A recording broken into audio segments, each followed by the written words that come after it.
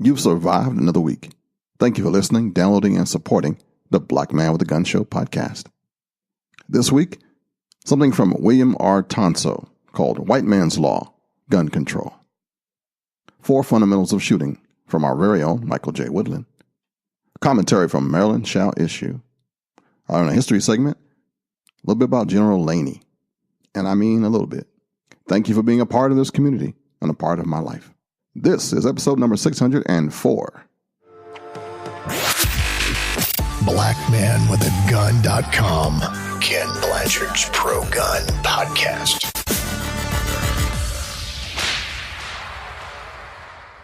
If you haven't checked out the blog in a while, go to BlackManWithAGun.com. David Cole is crushing it over there.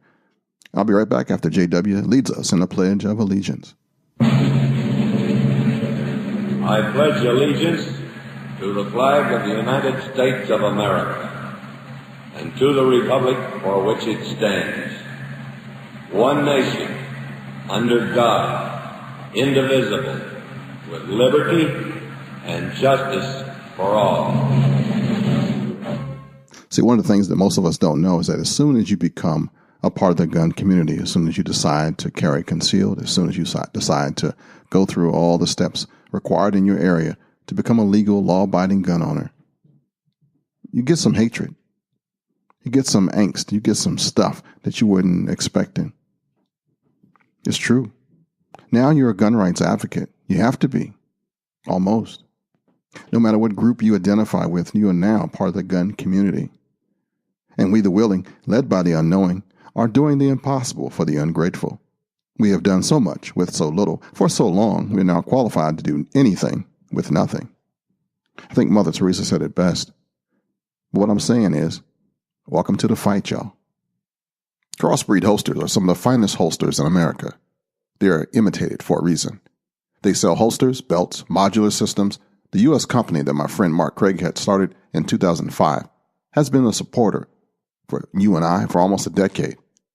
Crossbreed Holsters has raised the standard for customer service in the holster industry through its 2-week try-it-free guarantee and a lifetime warranty. You tried the rest, now get the best. Go to crossbreedholsters.com and tell them Kenn sent you. crossbreedholsters.com. Next up, Michael J. Woodland. Thank you, Kenn, and welcome to another Tips and Review segment. I am Michael Woodland, and today we're going to talk about the fundamentals of shooting.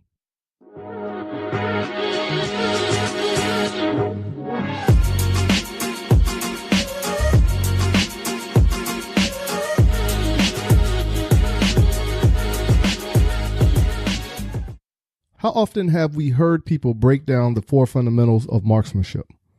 Funny thing is that if you went to a shooting class and do not remember hearing anything about this, but it was a topic that was covered in your class, you was just not aware of it. These fundamentals are applied for both the handgun and the rifle. So you're asking, what are the 4 fundamentals? The 4 fundamentals are steady position, aiming, breathing control, and trigger squeeze. One thing about these fundamentals is that they all complement each other. Let's dive in a little more and break them down a bit. Steady position is just that. Your position, whether if you are shooting a rifle prone or shooting a handgun standing. If you are steady and apply all the other fundamentals, then you're ahead of the power curve. Steady position will pay off in a big way, as you will discover. Aiming is the gathering of making sure you are using the front and rear sights together along with that good sight picture. Making sure your arms are extended but not locked out and your grip is not a delta grip, a relaxed grip that is firm enough to control the recoil. Let's add up what we have so far. I am shooting my Walther PPQ standing and I want to strike the 12-inch plate using these fundamentals at 30 yards. So my position is using the fighter stance with my leg on the strong hand side back enough where I am comfortable. My knees slightly bent. I'm bent over at the waist to absorb recoil.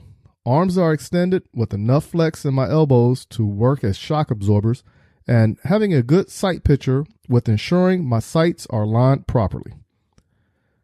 We cannot stay in this position for too long because fatigue will start to take effect and change more of what we do not want to have happen. Continue with breathing. When you are shooting, your breathing cadence should be a natural with no thought process associated with this. Remember, you've been breathing all your life. It's natural. Let's not add to it. The key factor with breathing is to squeeze the trigger at the moment your lungs have the least amount of air right before you inhale. Easy science, right? Now, practice it when you draw fire. The last fundamental is trigger squeeze. Ensure you have your finger placement on the trigger that will allow you to pull the trigger straight to the rear with a slow, easy press. Now, add these two fundamentals to the before mentioned scenarios to complete the process, and you will be on target before you know it. The four fundamentals being steady position, aiming, breathing control, and trigger squeeze is an easy application that if you apply to your shooting, you will see how fast you can improve. Just do not rush the process. Let it come naturally. For those who are looking to contact me, visit blackmanwiththegun.com and under the About tab, click on my name, Michael Woodland, and shoot me an email at info@m-wtactical.com or call 803-250-1256. Please, if I do not answer, leave a voicemail or text message, and I promise I will get back to you. Until next time, keep shooting, keep practicing, and have fun. Back to you, Kenn. This next portion of the show has been brought to you by Maryland Shall Issue. Maryland Shall Issue is an all-volunteer, nonpartisan organization dedicated to the preservation and advancement of gun owners' rights in Maryland. It seeks to educate the community about the right of self-protection, the safe handling of firearms, and the responsibility that goes with carrying a firearm in public. Join us today at marylandshallissue.org. California, New York, New Jersey, Massachusetts, Maryland, Connecticut, and Illinois. These are the states pushing gun confiscation under the guise of public safety.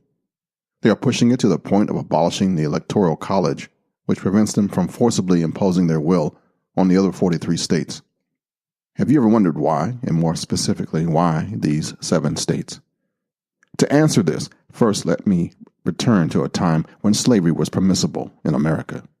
We can never know for certain what anyone is thinking, but I think it is safe to bet that a plantation owner did not look out into his fields while drinking lemonade from his mansion's porch and think the following: "It certainly is wonderful that I have all these fine young strong Negroes working for me in the fields 16 hours a day, all of whom receive little personal remuneration for their efforts.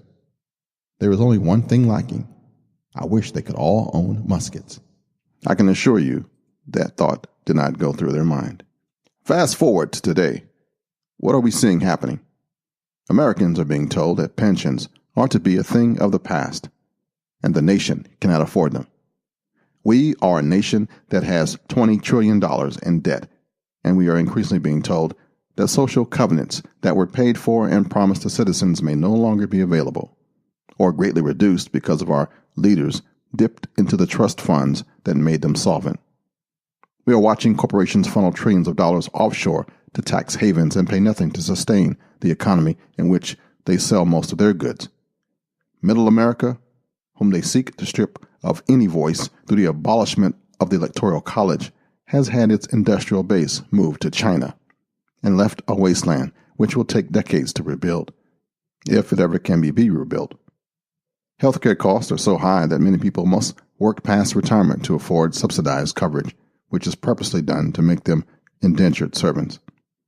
Our children will be the first generation to be less well off than their parents. And education is all but unattainable to many, and even when it is, saddles the recipient with so much debt that it will take a lifetime to repay for the promise of a job, and even when it is, saddles the recipient with so much debt that it will take a lifetime to repay for the promise of a job which is often no longer here. The disparity of wealth in this nation has never been higher since the Great Depression. Are you hearing me? So, we must ask now, do the people who have orchestrated this system that primarily benefits only themselves want ordinary citizens to own firearms? Of course not. Do we see a single large corporation that does not advocate for the abolishment of the people's rights to own firearms under the guise of public safety? And where do these corporations reside? Primarily in California, New York, New Jersey, Massachusetts, Maryland, Connecticut, and Illinois. So if you've been wondering who the Negroes of our generation are, just look in the mirror. We are all Negroes on the corporate plantation now. This message is from Brian Bissett of Maryland Shall Issue. Pay attention to me, boy. I'm not just talking to hear my head roar. Hi, this is Avery, also known as Skip, with Skip's Tactical Solutions. I would love for you to check out my podcast called Skip's Tactical Solutions, and it can be found in all podcast players. You can also find me on Facebook, Instagram, and YouTube at Skip's Tactical Solutions. And while you're at it, feel free to check out my website, that's skipstacticalsolutions.com. All right, Ken, back to you.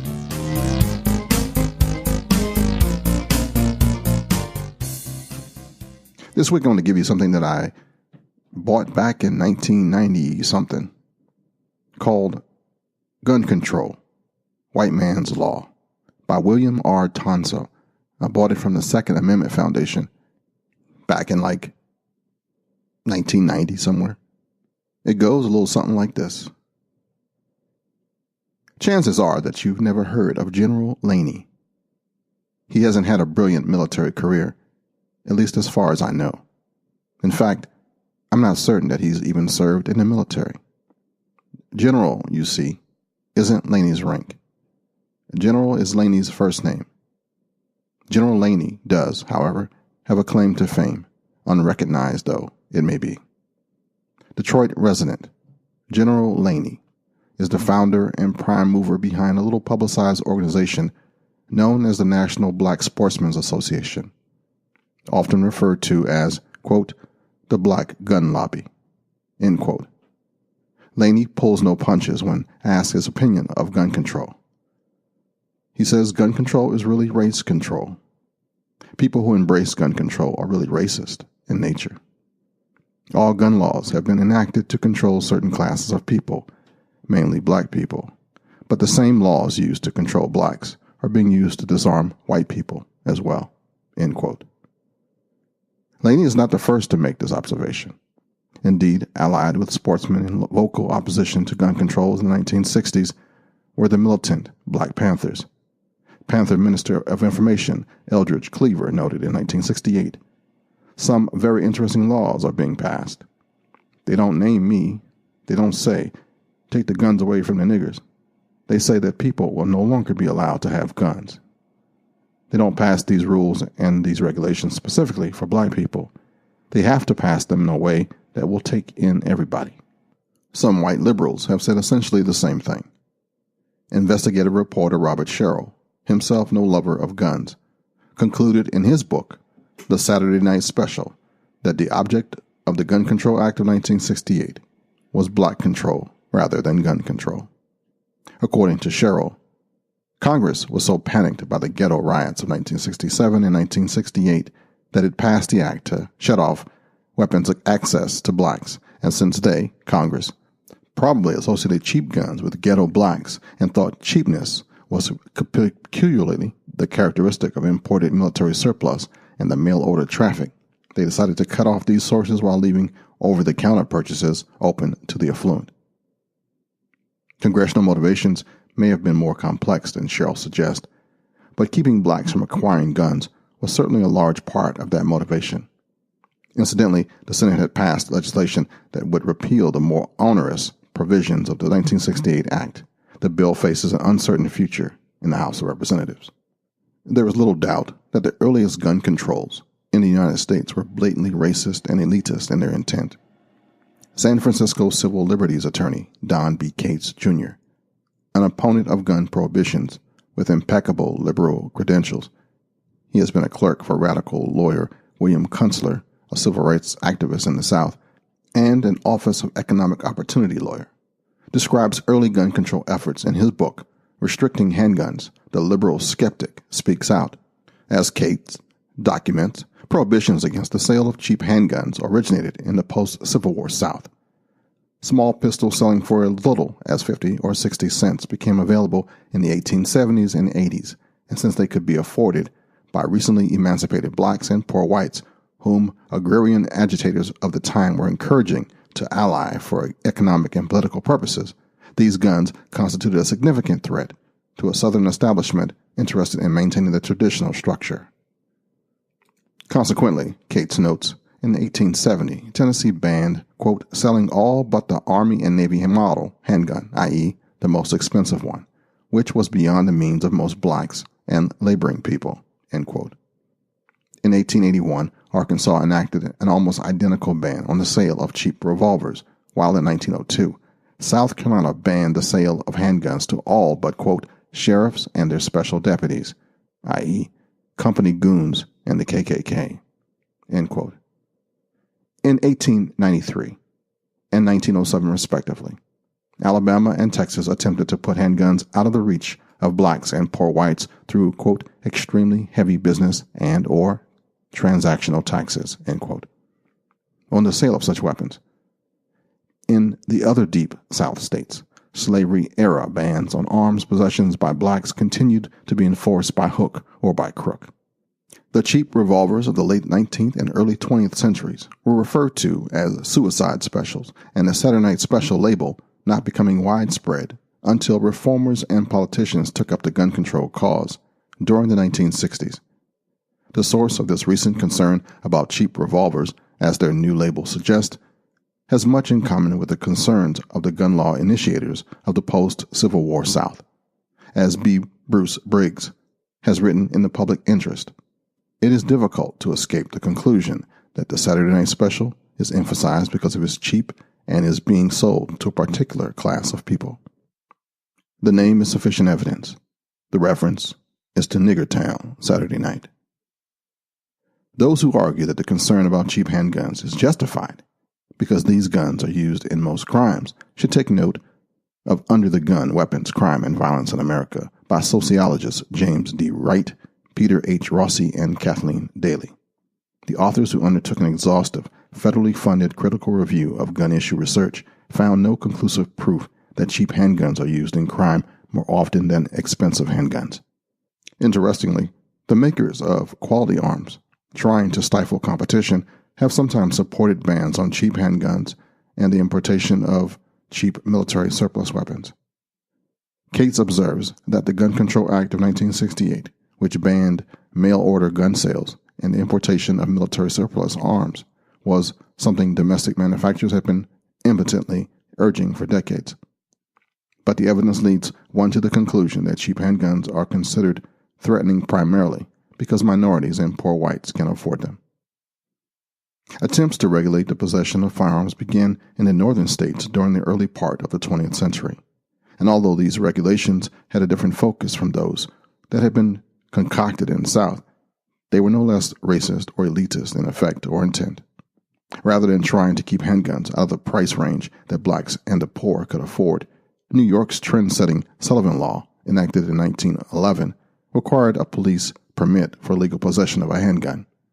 This law made it possible for the police to screen applicants for permits to possess handguns, and while such a requirement may seem reasonable, it can and has been abused. Members of groups not in favor with the political establishment or the police are automatically suspect and can easily be denied permits. For instance, when the Sullivan Law was enacted, Southern and Eastern European immigrants were considered racially inferior and religiously and ideologically suspect. Many were Catholics or Jews, and a disproportionate number were anarchist and socialist. Professor L. Kennett, co-author of the authoritative history, The Gun in America, has noted that the measure was designed to, quote, strike hardest at the foreign-born element, end quote, particularly Italians. Southern and Eastern European immigrants found it almost impossible to obtain gun permits. Over the years, application of the Sullivan Law has become increasingly elitist, as the police seldom grant handgun permits to any but the wealthy or the politically influential.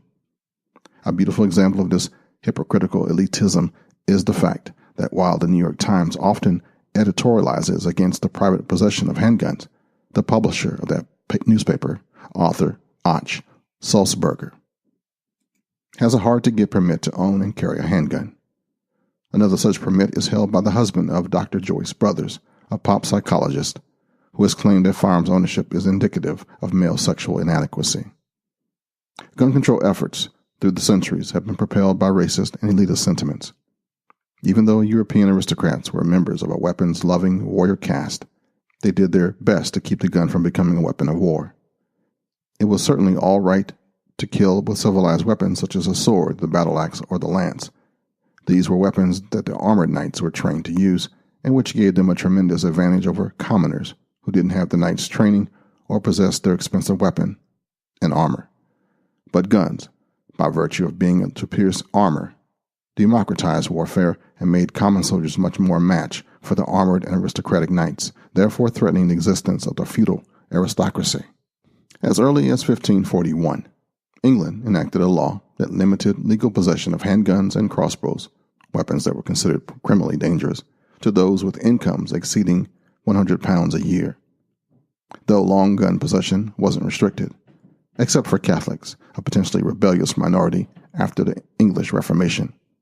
Catholics couldn't legally keep militia-like weapons in their homes, as other Englishmen were encouraged to do, but they could legally possess defensive weapons, except, as Bill of Rights authority Joyce Lee Malcolm has noted in her essay, The Right to Keep and Bear Arms, the Common Law Tradition, during times of extreme religious tension. According to Malcolm, when William and Mary came to the English throne, they were presented with a list of rights, one of which was aimed at staving off any future attempts at armed confiscation. Quote, all Protestant citizens had a right to keep arms in their defense, end quote. England then remained free of restrictive gun legislation until 1920, when, even though the crime rate was very low, concern about the rebellious Irish and various political radicals ushered in today's draconian gun laws. Colin Greenwood, former superintendent of the West Yorkshire Metropolitan Police, has discovered in his research at Cambridge University that the English gun crime rate is significantly higher now than it was before the nation's strict gun laws were enacted. Alas, the European aristocracy wasn't able to control gun use, and at least in part, the spread of effective firearms helped to bring down aristocracy and feudalism.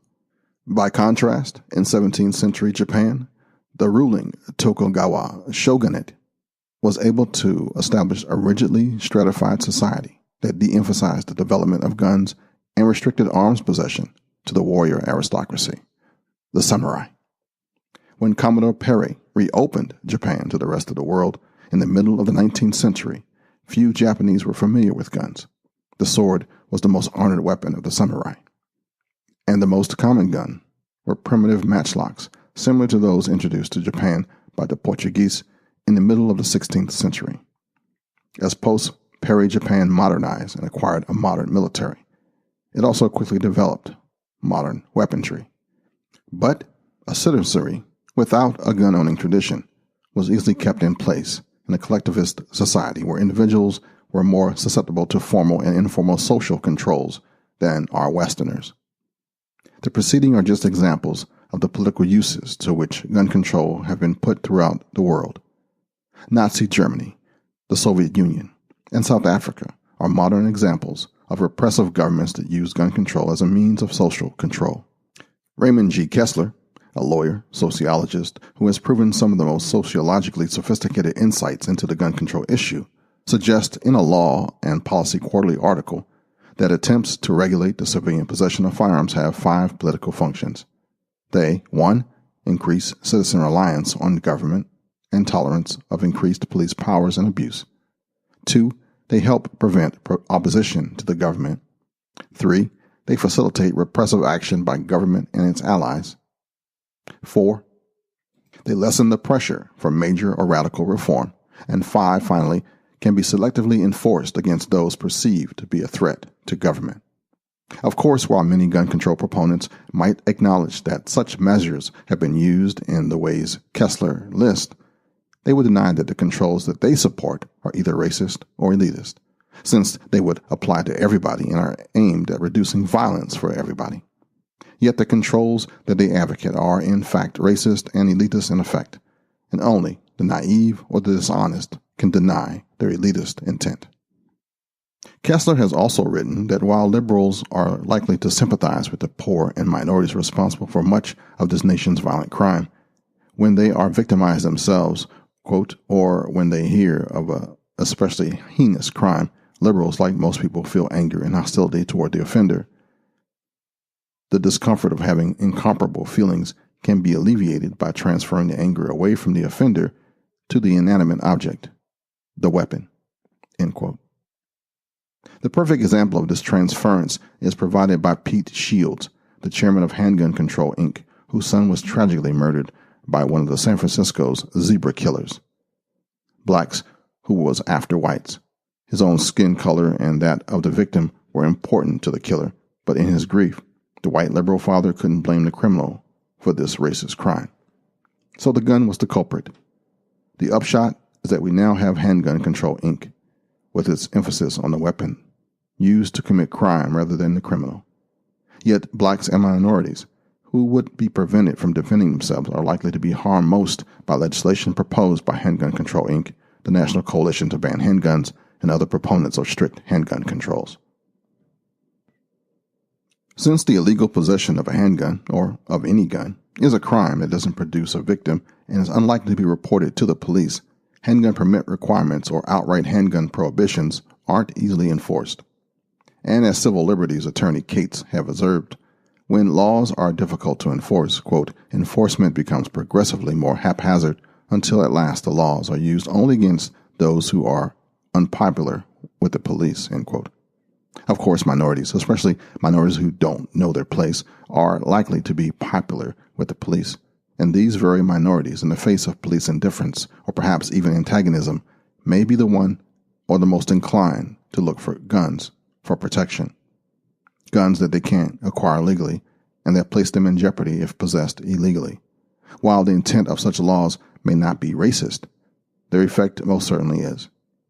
Today's gun control battle, like those of days gone by, largely breaks down along class lines. Though there are exceptions to the rule, the most dedicated and vociferous proponents of strict gun controls are urban, upper middle class, or aspiring upper middle class, pro-big government liberals, many of whom are part of the new class, establishment intellectuals and the media, and most of those who know nothing about guns and the wide range of legitimate uses to which they are regularly put to use.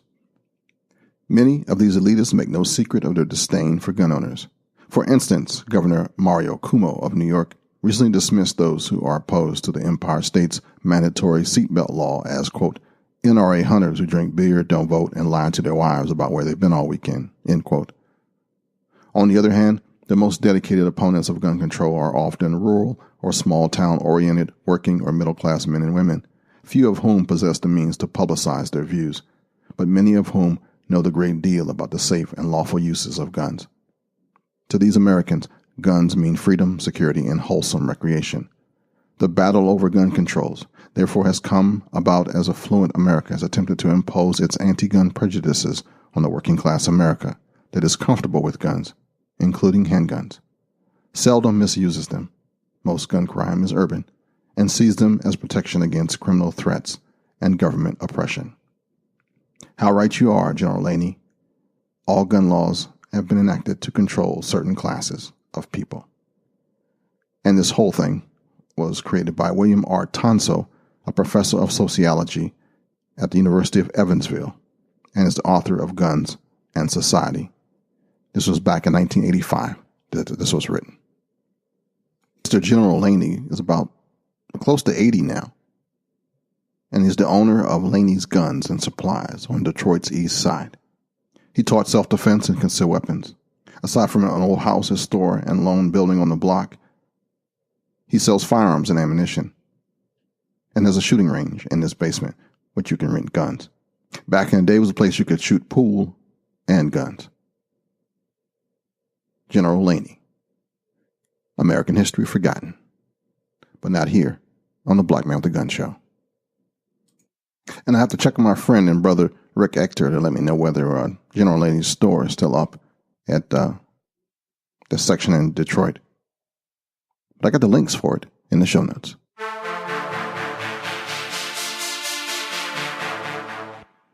You probably don't get this the show or the website, Black Man with a Gun. What's it all about, Alfie?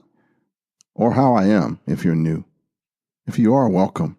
And even if you've been around a while, you might not know that I've been a gun rights activist since 1991. I have been there, seen it, tried it, shot it, stepped in it, succeeded and failed more times than most. I have grown up in this movement.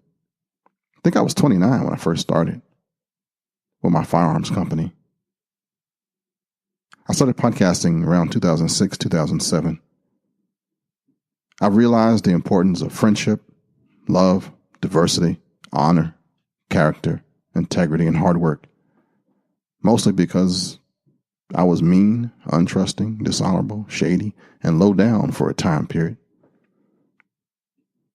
But I've lived long enough to grow up, to change, to evolve, and I want to help you navigate this thing called life too. This isn't a commercial either, I'm just sharing. I've lived abroad, I've been a foreigner, I've been poor, I've been better off, I've been a puppet, I've been a pauper, a pirate, a poet, and a king. And I know one thing. Everybody smiles in the same language. And for my Spanish speakers, echa un vistazo al grupo de propietarios de armas latinas in Facebook. And don't forget to check out my brother Alex's stuff on amtraininggroup.com. Alex is on the West Coast for all you guys on that side of the world. And make sure you check out the links on the show notes for this episode. I got a meetup, a book signing in March 6th down at the Wyndham in Orlando, Florida, where I'll be day before Podfest Multimedia Expo there, hoping to meet all the gun owners that are in the area at the time. And a little closer to home, Chevy Chase, Maryland on 28th of February, 2019 at 7 o'clock. They're hosting a live podcast thing of yours truly and somebody else, but we'll be podcasting in these spaces at the Tower, and the tickets are $5 a piece for the our next podcast. Actually, 6:05 will be live, or parts of it anyway. So we'll see how that goes. Link will be on the show notes if you want to check it out. You're in the Maryland, D.C., Virginia area, 7 o'clock. Come by and holler at your boy, and let's see what's going on. If you're not a subscriber to our YouTube channel, please go to blackmanwithagun.tv. There's also a link for our club we're going to start up again to make sure that we get folks ready for competition around the country. We're going to start our own shooting team if you listened to last week's episode. And I got so much stuff going on right now, I might need an assistant. But like Nelson Mandela says, it always seems impossible until it's done. This is your friend and your brother from another mother, Kenn Blanchard. And just in case nobody has told you this today, I love you. And it's not a damn thing you can do about it. Until next time. Thanks for listening. Thanks for being here. Shukran. Obrigado. Domo origato. Gracias. Shishini. Merci beaucoup. Dankeschön. Salamat po. And shalom, baby. Until next time, friends. To keep in touch with Kenn and his cause, head over to blackmanwithagun.com.